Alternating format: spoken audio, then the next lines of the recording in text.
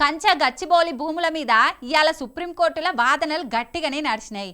ఆగమేఘాల మీద సెలవు రోజుల్లో అక్కడ చెట్లు నరికినందుకు సుప్రీంకోర్టు గట్టిగానే మందలించింది.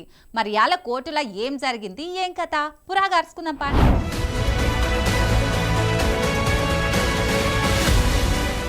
కంచ గచ్చిబౌలి భూముల ముచ్చట్ల తెలంగాణ సర్కారుకు సుప్రీంకోర్టులో గట్టి దెబ్బనే తగిలింది. అక్కడ చెట్లు నరికే ముందుగాల అనుమతులు తీసుకున్నారో లేదో చెప్పాలని సుప్రీంకోర్టు నిలదీసింది.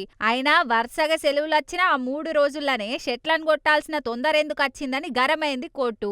మీరు చెట్లు కొట్టుట్లా అక్కడున్న జంతువుల మీద కుక్కలు దాడి చేస్తున్నాయి, పర్యావరణ పరిరక్షణ ముచ్చట్ల రాజీ పడే ప్రసక్తే లేదని కోర్టు కుండబద్దలు కొట్టినట్టు చెప్పింది. కంచా గచ్చిబౌలిలా అడవులు లేవ్వని వాదిస్తే అదే జాగల జైలు గట్టి అండ్లనే అధికారులను పెట్టాల్సత్తది. అనుమతులు లేకుండా చెట్లు కొట్టేసినందుకు చీఫ్ సెక్రటరీతోనట్టుగా అధికారులు కూడా జైలుకు పోవాల్సత్తదని సురుకులు పెట్టింది కోర్టు. మీరు చీఫ్ సెక్రటరీని కాపాడాలనుకుంటే ఆ 100 ఎకరాలను మళ్ళా ఎట్లా పునరుద్ధరిస్తారు, దానికి ఎన్ని రోజులు టైం పడుతుంది, జంతువులను ఎట్లా రక్షిస్తారనేది చెప్పాలని అన్నది. దానికోసం 4 వారాలల్లో ఏం చేస్తారో ప్లాన్ తయారు చేయాలని మధ్యంతర ఉత్తర్వులు ఇచ్చింది. ఇక దీని మీద మళ్ళా మే 15 తారీఖు నాడు విచారణ చేస్తారట. అప్పటిదాకా ఆడ ఏం పనులు చేయకుండా స్టేటస్ కో ఆర్డర్ ఇచ్చింది కోర్టు.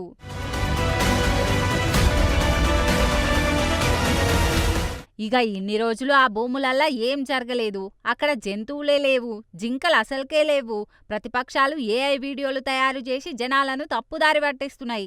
అయినా హైదరాబాద్ నడిబొడ్డున అడవి ఉంటదని నమ్మేటోళ్ళు కూడా ఉన్నారా అని తీర్ల మాటలు చెప్పిన అధికార పార్టీ నాయకులు ఇప్పుడు సుప్రీంకోర్టు చెప్పిన దాని మీద ఏం మాట్లాడతారు, వాళ్ళ ముఖం ఎక్కడ పెట్టుకుంటారని గరానికొస్తున్నారు ప్రతిపక్ష పార్టీ నాయకులు.